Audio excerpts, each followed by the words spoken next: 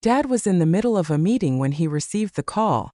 Without a second thought, he rushed home. As soon as he arrived, he carried a pale Wendy and roared, "You are my daughter, Wendy. No one can send you away. Don't say a word about leaving again." At first, I thought something serious had happened, but when I stepped out of my room and saw the scene before me, the bitter irony wasn't lost on me. I was speechless. Wendy was no delicate porcelain doll, nor was she afraid of the dark. A short time in the storage room hardly warranted such theatrics. That was until Ian shouted, "It's all Jennifer's fault.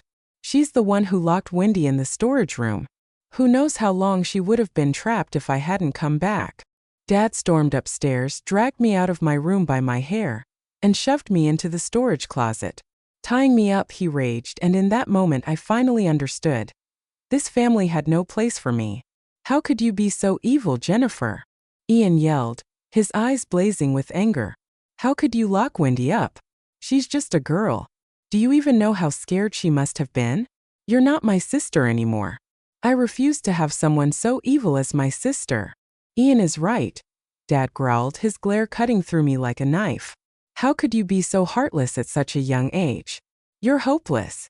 This is my house, and you have no right to order anyone around here. You like locking Wendy in the storage closet, huh? Fine. Then you can stay in there until you understand how it feels. You won't be allowed out until you're truly sorry for what you've done." Even now, Dad believed it was all my fault. He would accept nothing less than my complete submission, me on my knees, sobbing and begging for forgiveness. Too bad. They'd never hear that from me. The butler's trembling voice cut through the tension. "Mr. Stiles! Mr. Stiles! Miss Jennifer is dead!" Dad's hand froze midair, hovering above Wendy's head. I stared at him, refusing to miss even the faintest flicker of emotion. Was it regret I was hoping for? Or fear? There was none. Instead, he smiled faintly and sighed in annoyance. "How dare she? Dead? As if." Shaking his head, he added coldly, "I know my daughter. She'd do anything to survive. Tell her to stop playing games before I call the crematorium. Then she'll really be dead." The butler stood frozen, clearly shocked. "What are you waiting for?" Dad snapped. "You have 30 minutes to get her cleaned up and ready to apologize to Wendy. Or else you can leave with her." "Mr. Stiles." The butler hesitated, his voice faltering. "Get on with it," Dad snarled, throwing the dessert in his hand, meant for Wendy, at the butler.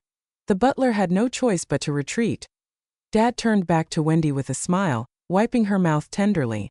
"We're out of dessert. Why don't we eat something else, Wendy, when Jennifer apologizes to you later, don't forgive her too quickly, all right? She better kneel and beg for your forgiveness before you even think about it.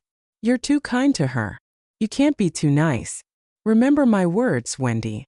Wendy smirked faintly but then replaced it with an anxious, innocent expression. "I'm sure she's sorry, Dad. She'd be so sad if I didn't forgive her."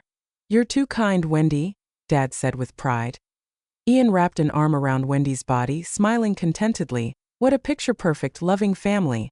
This was my so-called blood-related family. I smirked at the cruel irony and tried to move away, only to realize that I couldn't.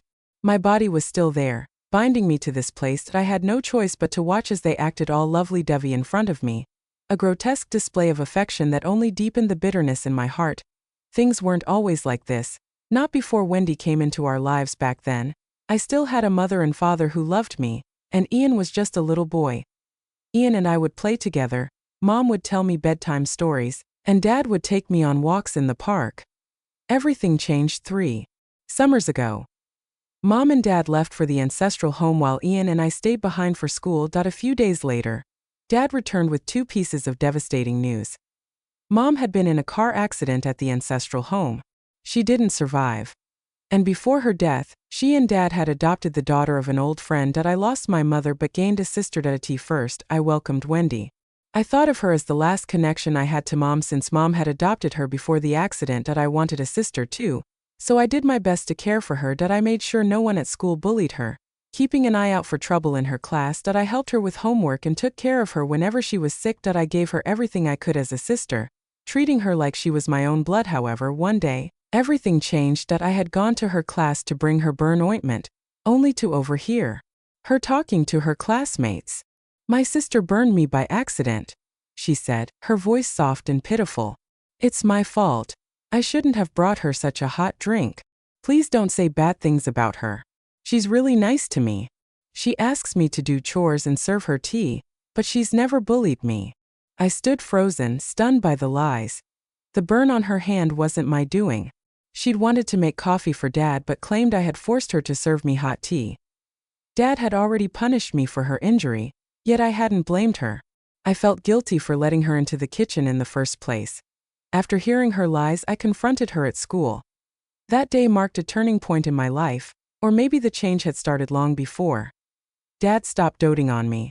Ian no longer followed me around like my little shadow, and I became an outsider in my own home. The person everyone vented their frustrations on. As I recalled the past 3 years, my body shuddered.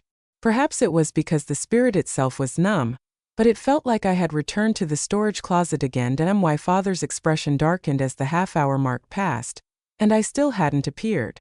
It's already been 30 minutes. What? Does she think I can't do anything to her? What a stubborn girl. She still doesn't understand what she's done wrong. I'd like to see what tricks she has up her sleeve. In a fit of anger, he threw the teacup in his hand onto the ground, the sharp crack echoing through the room. I watched silently from behind, amused. Beneath his anger, there was a flicker of worry, though he'd never admit it. I couldn't help but snicker when he knocked into a chair as he stood up. Wait here for me, Wendy. I'll drag Jennifer over to apologize. He stormed toward the storage room, his steps heavy with frustration. Just as he neared the door, a rat darted out, causing him to jolt in surprise. What's going on? Where did that rat come from? The butler stood pale-faced by the door. His expression twisted in a grimace as he turned away. Mr. Stiles, perhaps you should take a look for yourself. I watched as my father stiffened, his movements robotic as he approached the storage closet. His gaze fell inside, landing on my corpse. That I must admit, I was curious to see his reaction. Would it shock him? Would he finally feel remorse? Instead, he roared, Jennifer Stiles, what the heck is this? Get out here right now, or I'll lock you in that closet forever. TSK. I clicked my tongue beside him, my spectral form floating nearby. You should have come while I was still alive if you wanted to see me. I wanted to come out too, you know. Look at my hands. I was banging on that door until my dying breath. My fingers are all broken. Surely my death must bring you satisfaction, You killed me. My father, oblivious to my voice, leaned into the closet for a better look. That's when he truly saw it. What was left of my rat-eaten corpse lying in the middle of the storage room, surrounded by scurrying vermin. Ah! He gasped, stumbling back. The sudden noise startled the rats, sending them scampering. A few even leaped onto him. Climbing up his body, he shrieked in shock, frantically swatting and shaking them off. The absurdity of the scene made me laugh aloud. It was rare to see him in such a humiliating state.